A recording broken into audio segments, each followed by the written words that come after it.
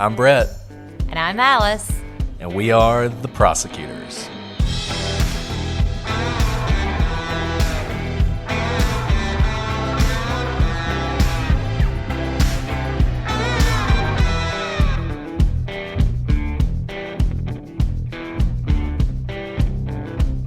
Across the world and to every corner of the globe, wherever you are listening, welcome to the first episode of the Prosecutors podcast.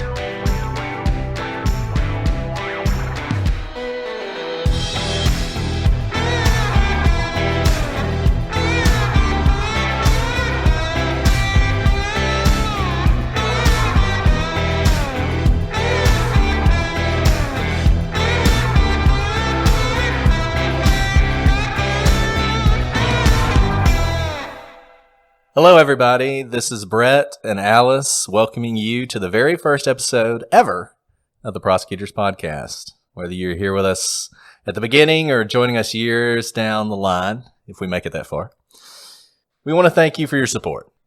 Oftentimes, these podcasts dive straight into a case and you don't know anything about the person you're hearing from.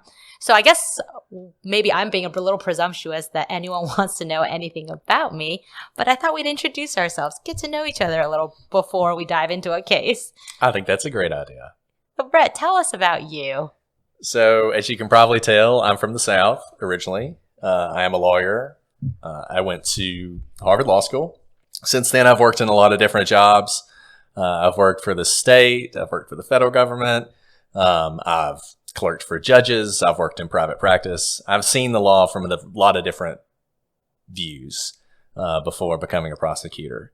And hopefully that experience will be something that I can bring to bear to this podcast and to the cases we're going to talk about. What about you, Alice? So I'm also a prosecutor and also an attorney. I had no idea I wanted to be a lawyer at all. In fact, all of my college roommates were taking the LSAT our senior year of college, and I shunned it. I was like, that's not for me. Definitely not going to law school. And then clearly I did. And my family doesn't have any lawyers in it, and they knew so little about the law. I should also note that my parents are immigrants, so they're not as well versed in the American education system. So when I called my mom to tell her I got into law school and that it was Yale, she quickly hung up the phone, and I thought that was a little bit strange. And I called her back about an hour later, and I said, "Is everything okay? I thought you'd be a little bit proud of me." And she said, "I thought you said you got into jail." It's not jail, and that's a real story. So, Mom, I didn't get into jail, but our jobs do put people into jail sometimes now. Yeah, it's funny. When I don't have any family who are lawyers either. And so when I got into Harvard, I thought my parents would be excited, and they were just concerned about how much it was going to cost, which was a legitimate concern. And now, over a decade later, I'm still repaying my student loans. So I understand that. But yeah, it's a different world from the one we grew up in. One more story. You can cut this if you want. So I ended up marrying someone I went to law school with. So they also went to Yale. And when I told my dad, who is not from the United States, that I was dating someone from my law school, he looked at me really seriously and he said, "Is he employable?" Like a good dad, he just wanted to look out for me. So to say my family didn't quite know much about the legal world is an understatement. I'm also married to a lawyer now, so we're just awash in lawyers. But we'll try and not annoy you with that during the podcast. I know everybody hates lawyers and they hate people who go to places like Harvard and Yale, but I'd like to think we're different from your average bear. I'm from Texas and very proud of it. And I have nothing more to say about that. What part of Texas are you from? So I grew up in Austin, Texas, which was a really fun place to grow up because it wasn't hip back in the day. People didn't have their bachelor parties there. It was straight up a kind of a hippie place to grow up. There was music everywhere, good food, lots of breakfast tacos, and unfortunately, I don't live there anymore, but I still do visit and raise my fist at all the traffic based on all the people who have moved there to be hip. I grew up in the middle of nowhere. It wasn't hip either, and people still don't go there for their bachelor parties. I got started in true crime, I guess, when I read In Cold Blood by Truman Capote, which I think a lot of people would say. That's really the first true crime book. It's famous both for its factual basis and for the fact that Truman Capote kind of embellished things as he went along. So it's not clear exactly what's true and what's false, which is true of all true crime. I love documentaries. I love true crime documentaries. And I love mysteries. It's one of the reasons I enjoy our job.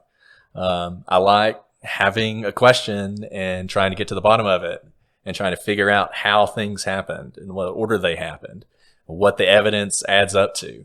You know, one of the interesting things about being a prosecutor, we like to say this, some defense attorneys don't agree with it, we always get to wear the white hat.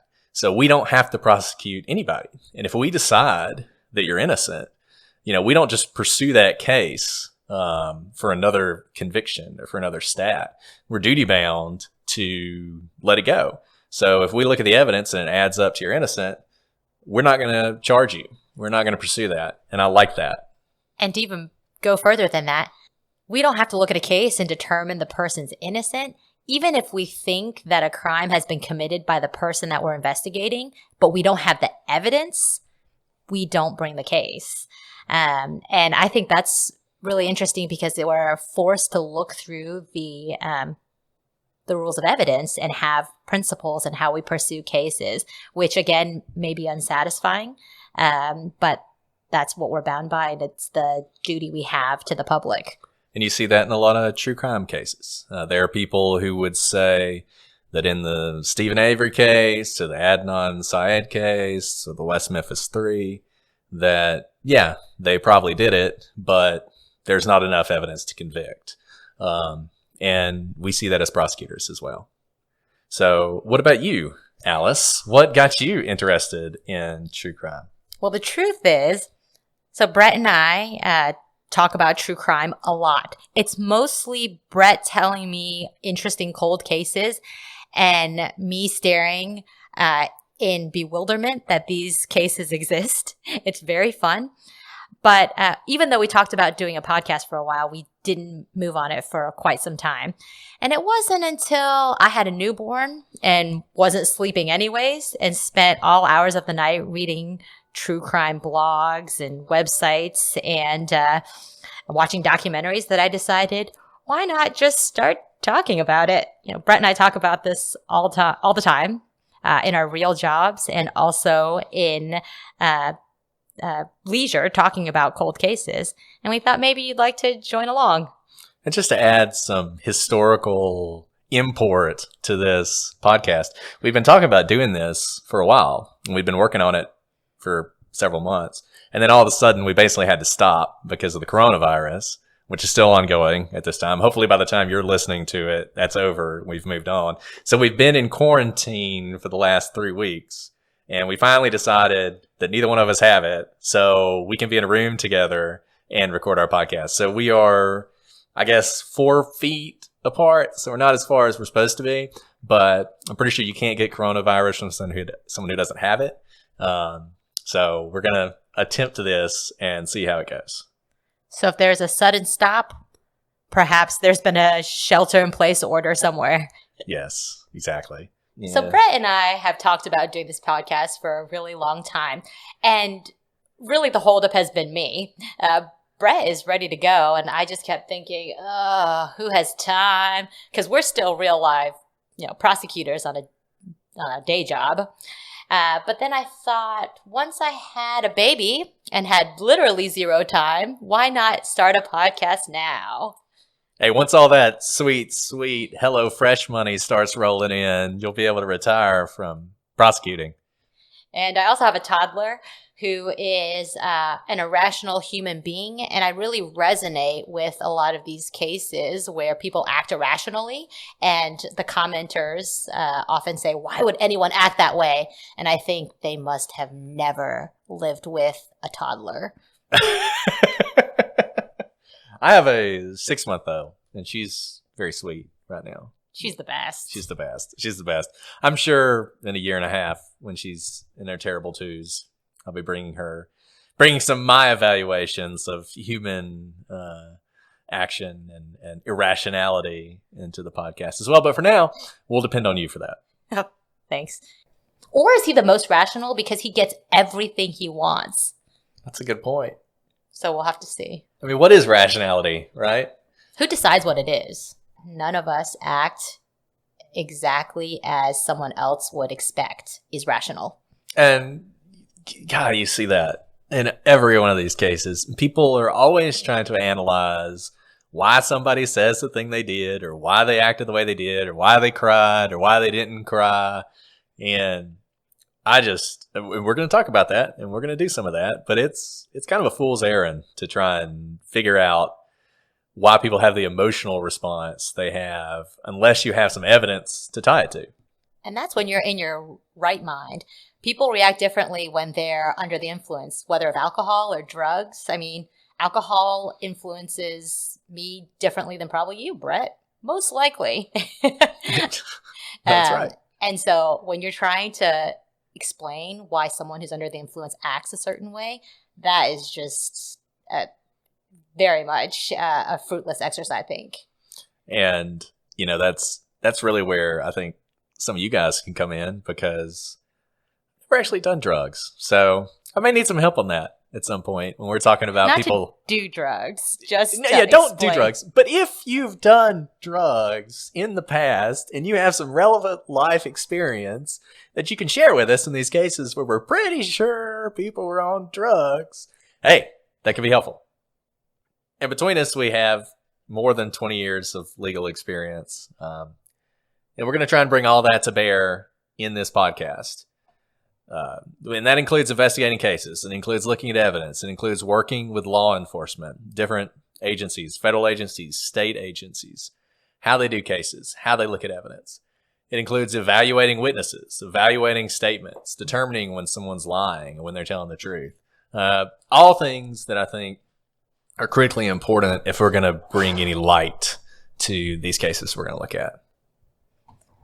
Brett and I have the fun job of getting to talk to witnesses sometimes. So we really get to see how people act under pressure when they're being interrogated.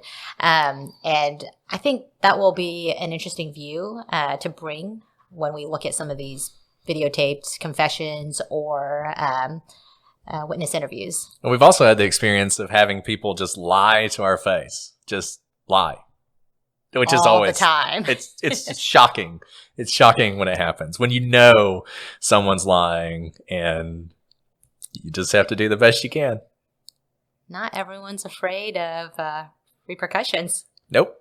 Particularly if they're already involved in criminal enterprises.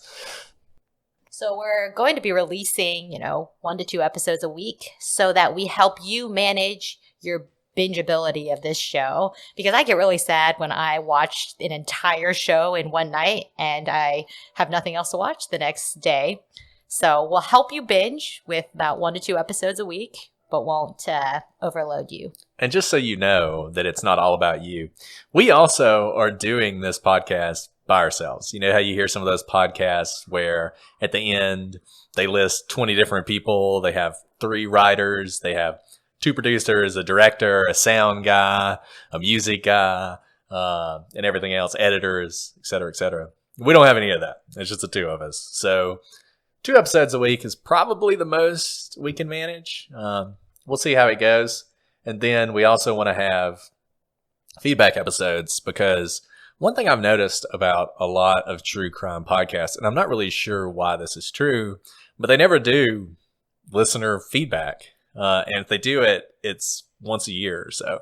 But we don't want to do that. We want to hear what you guys are thinking. We want to hear what you like, what you hate. We want to hear your theories. And basically, if you want to get in touch with us, it's pretty easy. We have a website, prosecutorspodcast.com. We also are on Instagram and Twitter at prosecutorspod for both. And we have a Gmail account, prosecutorspod@gmail.com. So email us, hit us up, follow us, like us. You don't have to give us money or anything, but we would like to hear from you. Yes, please talk to us so that Brett and I don't just have to talk to each other. Exactly. In this time of Corona, Alice is the only friend I have, but eventually I'm sure we'll get tired of each other. Impossible, Brett. Impossible. And that's one of the reasons we wanted to do this podcast, because both of us love true crime. We listen to true crime. It's something we're passionate about. We really do. We really do true crime every day. That's right. And essentially, we live this stuff. We do true crime every day, like Alice said. We've seen how these investigations are done. We work with investigative agencies. And if you listen to most true crime podcasts, essentially what they're doing is they're walking through that investigation. And one of the things we noticed is people often have questions, or they don't understand why things happen the way they did. And we're not broadcasters, is evident from this episode and probably from all episodes to come. But we are lawyers and we do know this stuff. So we thought we could bring a unique perspective and not just be yet another true crime podcast talking about the same cases everybody's heard before. So we're not saying that we know exactly what the law enforcement officers or the prosecutors in those cases were thinking, because of course we can't get in their heads. But we do know the framework and also kind of the legal standards that they have to meet. That's universal within criminal law. And so that's the perspective we're bringing. You know, what is a framework that they're working under? Now, of course, each mind works differently and we don't purport to know what they're thinking. But we do think that by bringing our framework of the law, we can shed light where we haven't been able to glean from other podcasts. And we're not going to talk about cases that we handle. We're not going to talk about cases that come from our area or our agency. Our employers don't mind us doing this podcast, but they would probably fire us quickly if we did that. So we're not going to do that. But we are going to talk about cold cases. We're going to talk about cases that you've heard about and hopefully cases that you haven't. And we hope that by bringing this unique perspective, we can shed some light on these cases. I think sometimes people think they're going to start a true crime podcast and solve cold cases that haven't been solved for 15 years. And in reality, the only way those cases will ever be solved is if people keep talking about them, they keep shining a spotlight on them. In almost every case, somebody knows something. And it's really about getting that person to talk more than anything. So that's what we hope to accomplish. So, Brett, can you tell us a little bit about what people can expect from this podcast? Well, the way we're going to do it, we want to have a show that lasts 45 minutes to an hour. That's the length we're going to shoot for. Now, obviously, a lot of cases cannot be discussed in 45 minutes or an hour. And so if that's the case, we'll break them into multiple episodes. If a case takes 2 episodes, we'll do 2 episodes a week. If it's going to take more than that, we'll go into the next week. And then every now and then, probably every couple weeks, but maybe more if we have more questions, we'll do sort of a response show where we answer your questions and address your concerns and maybe talk about your theories about the cases. So that's what we're looking to do. All right. So one thing we wanted to talk about in this first show, this opening show of the Prosecutors Podcast, is the framework that we're going to use to address these cases. And we wanted to kind of reference something we do in the law. So if you're a lawyer and you've ever dealt with statutes, you know that neither Congress nor state legislatures are very good at writing them. And in fact, they're often impossible to understand. So figuring out what a statute means is kind of like a true crime episode where you're using the evidence you have to figure things out. And in the law, legal nerds such as ourselves talk about the canons of construction. So I'll let our Yale graduate explain what those are. Actually, please don't, because I can't pronounce these correctly. And that's true. My professors couldn't pronounce them, and I can't pronounce them. They're all Latin, because why not? The first one, I'll give it a shot. Or we're just going to use one as an example. We're not going to go through every canon of construction and bore you to death and make you leave before we even get to the first case. And this is a famous one. Expressio unius est exclusio alterius. How was that? That was better than I've ever heard in a classroom. And what that means is the express mention of one thing excludes all others. So the famous example of that is dogs, cats, and horses are not allowed in the park. And since the statute specifically tells you that dogs, cats, and horses are not allowed in the park, other animals are. So if you want to bring a sheep, you can bring a sheep. Now, people criticize the canons all the time, and they say there's a counter canon for every canon. One of the counter canons is that sometimes specific things are listed by way of example. And since you can't bring a dog, and you can't bring a cat, and you can't bring a horse, you actually can't bring a sheep either.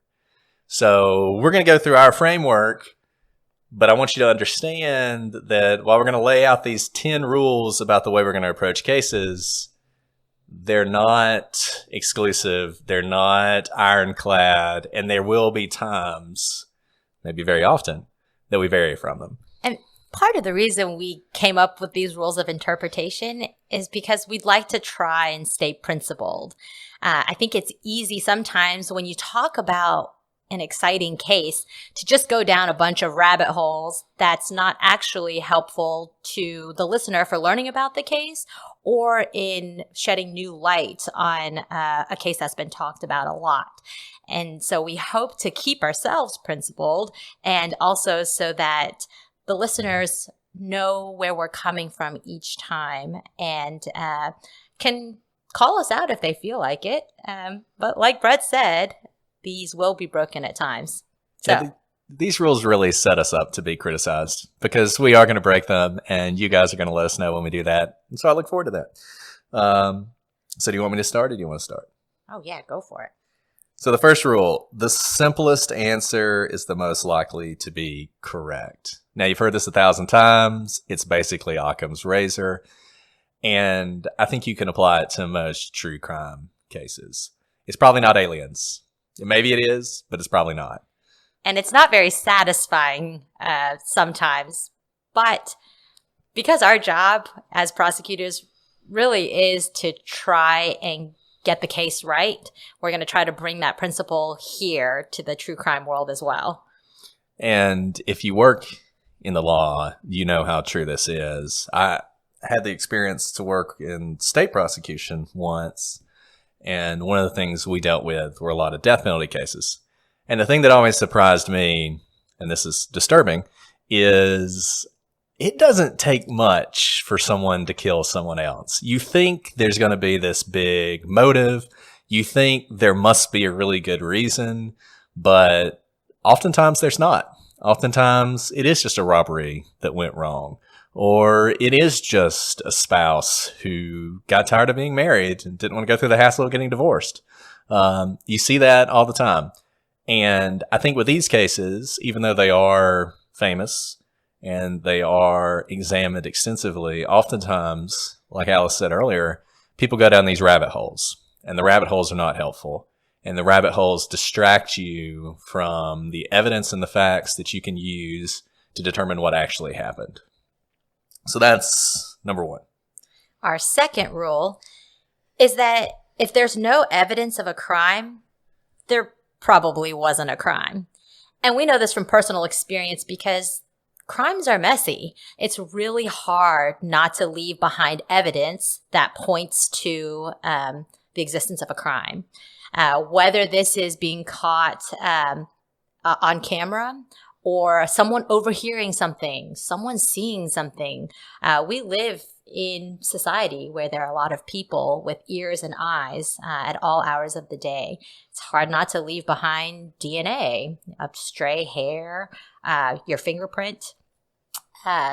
So kind of like the Occam's razor rule, if we don't see evidence of a crime, there probably wasn't one. The third one, and this is probably going to be controversial with some people, but usually law enforcement can be trusted. You're not going to see that many cases with dirty cops or with cops who are murdering people or kidnapping people or covering up a crime. It just doesn't happen that often. And we can say that from personal experience as well. The fourth rule is that conspiracies are hard to pull off and even harder to keep secret. If more than one person knows a secret, it really likely will leak at some point. And I know there are a lot of conspiracy theories out there in general because they're fun to think about, they're fun to talk about, but in practicality, conspiracies usually are difficult to pull off. And you see that in some cases where people insist that 2 or 3 or 4 or a whole host of people are involved in a crime. And keeping anything like that secret is going to be difficult. It's especially going to be difficult in cases like the ones we look at, where there's a lot of media attention, there's a lot of investigation. Usually somebody's going to crack. They're going to talk. Even if they don't talk to the police, they're going to talk to somebody else, and that person's going to talk to the police. So I'm not saying conspiracies don't happen. They do happen, but usually people find out about them. And Brett and I see this in our real life cases. When you have multiple defendants, usually you'll see this in almost all cases. A lot of people plea and the last man standing kind of gets the harshest sentence because no one wants to be the last one to crack. So there's an incentive for people to talk earlier on. Right. It's the old prisoner's dilemma. They call it the prisoner's dilemma for a reason. And I will tell you, one of the most shocking things we see, and we do see it occasionally, are cases where we're pretty sure that multiple people are involved or multiple people have knowledge, and yet they don't tell us. That is always really surprising because typically somebody is going to talk. So conspiracies, they happen, but they're probably not going to be the answer most of the time. So number 5, and I think this one's really important, and this also goes along with the law enforcement point we made earlier. Do not mistake incompetence for malice. If what happened can be attributed to a screw-up, it was probably a screw-up. Remember, law enforcements are bureaucracies. There's a lot of red tape. So oftentimes I'll hear in the news people saying, if the cops have nothing to hide, there would be a body camera footage of what happened. Sometimes body cameras aren't turned on by accident. Footage is lost. It gets lost in a vault of, hundreds of hours of body camera videos. And we really do see that that is due to incompetence or bureaucracy rather than malice. And I think if you think about the cases we're going to be looking at, these cases are famous for a reason. These are the cases that haven't been solved. And I will tell you, the thread that seems to go through most unsolved crimes is incompetence. It's somebody made a mistake early on. Maybe they didn't realize it was as serious as it was. And maybe the mistake was perfectly innocent. They had no reason to think it was as serious as it was. But because they made that decision, evidence is lost. And really, you can never get that back. There's an old saying that most crimes are solved within the first 48 hours, particularly violent crimes, murders, that kind of thing. And that's true. And if you lose that time, if you lose the first 48 hours, you can never get that back. And it doesn't matter how much we pore over documents and how many theories we have on web sleuths. If you lose it, you've lost it. But usually that's incompetence, not malice. So the 6th rule. There's never going to be a theory that answers all the questions or addresses all the evidence. Especially for the cases we're going to look at, that's going to be very true. Otherwise, they would probably be solved at this point. And this kind of goes back to the idea that crime is messy. And people's lives are messy. If you think about, and maybe I don't recommend thinking about this too often, but if you think about if you were murdered today, or if you just vanished off the face of the earth, all the strange things in your home that somebody who doesn't know you and doesn't know your routine and doesn't know why you did the things that you do would find. And a good example of this, a famous example of this, are a pair of glasses in the Manson case. So in if you've read Helter Skelter, you know about this. There was a pair of glasses. I think they were a pair of sunglasses, but they might have been a pair of eyeglasses that were found at the Tate residence. And the police could never tie those glasses to any of the victims. And it turned out that they couldn't tie it to anyone in the Manson family either. And so Charlie Manson, for years, would claim that those glasses were evidence that he was innocent. Because can't account for the glasses, couldn't have been us. In reality, we don't know where those glasses came from. We never will. But that doesn't undermine the fact that Charlie Manson and the Manson family killed the people at the Tate residence. And you're going to see that in every case. Brett, do you have any weird habits that would look weird if you disappeared? Oh, I have so many weird habits.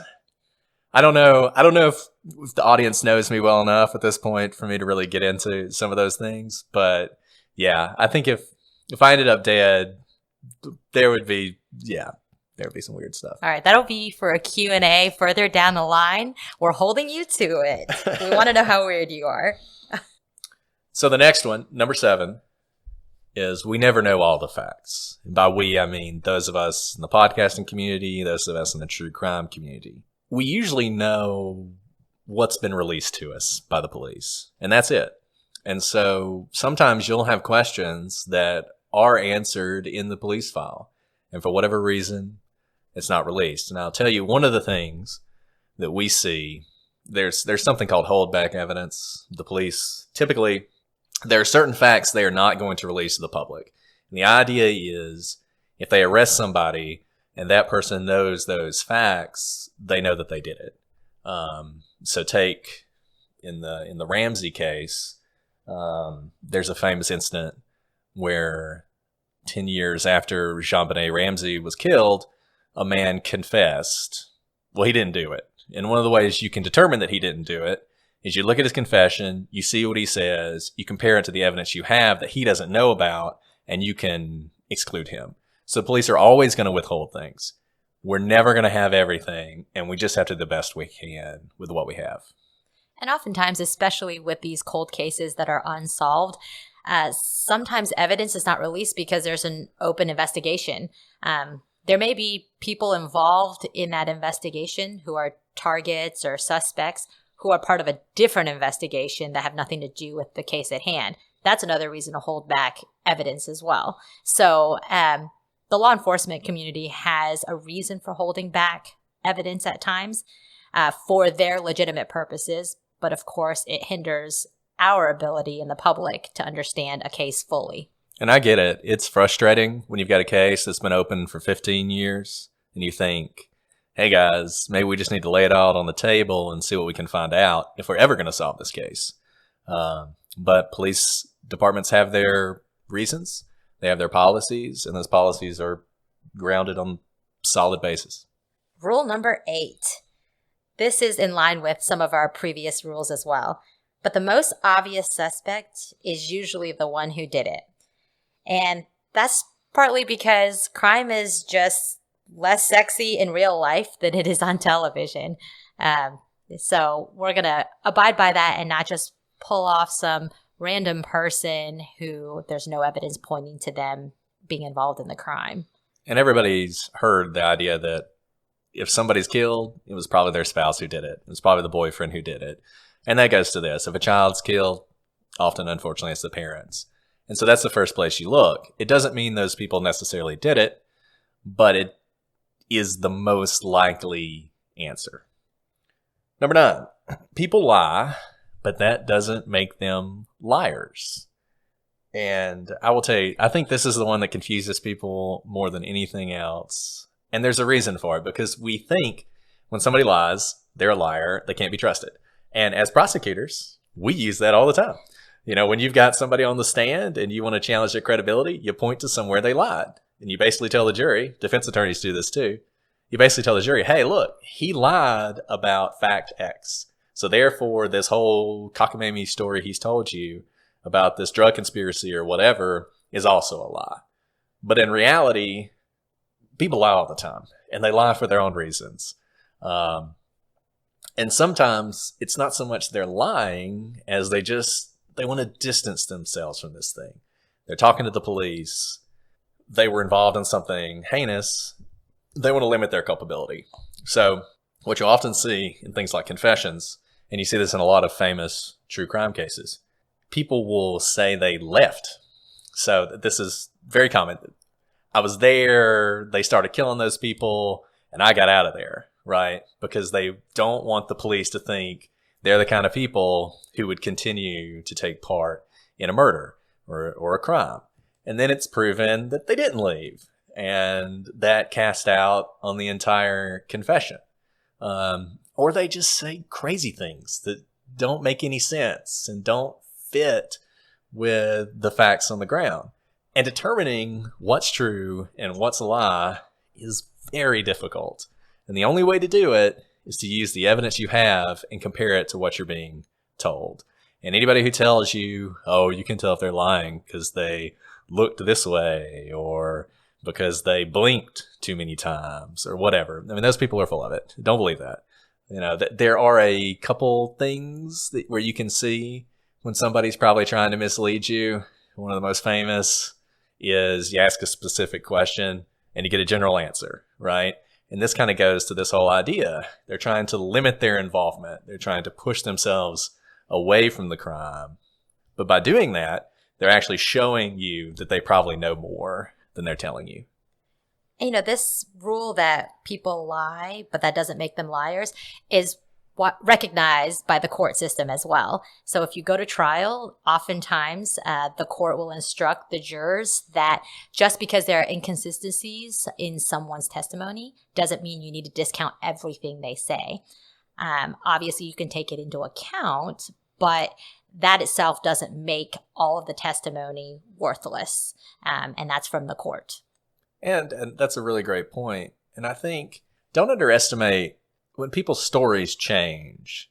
Sometimes it's because they've thought about things. Sometimes it's because they've learned other things. You know, we are going to talk about a lot of famous cases that weren't famous at the time.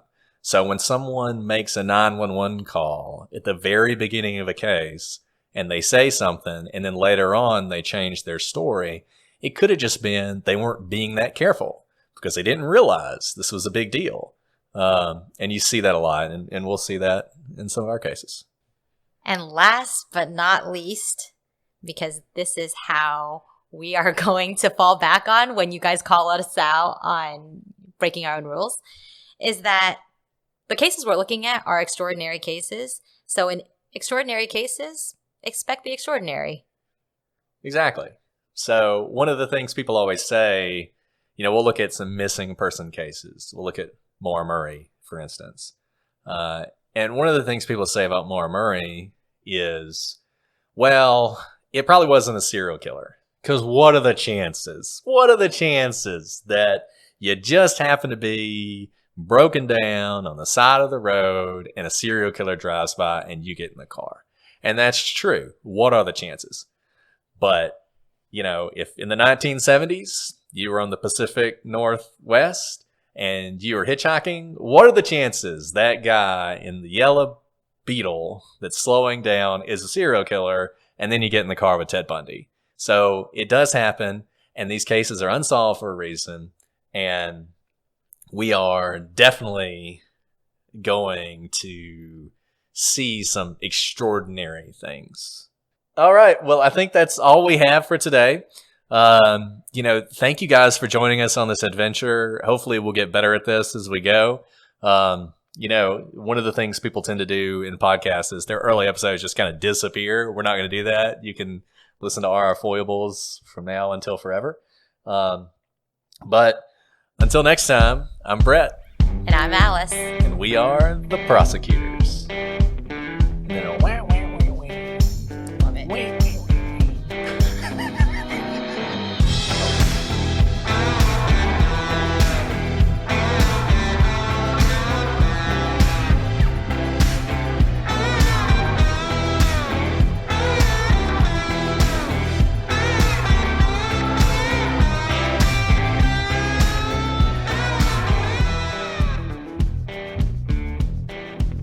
And in fact, at graduation, each graduating class gets to vote on someone inspiring they want to hear from.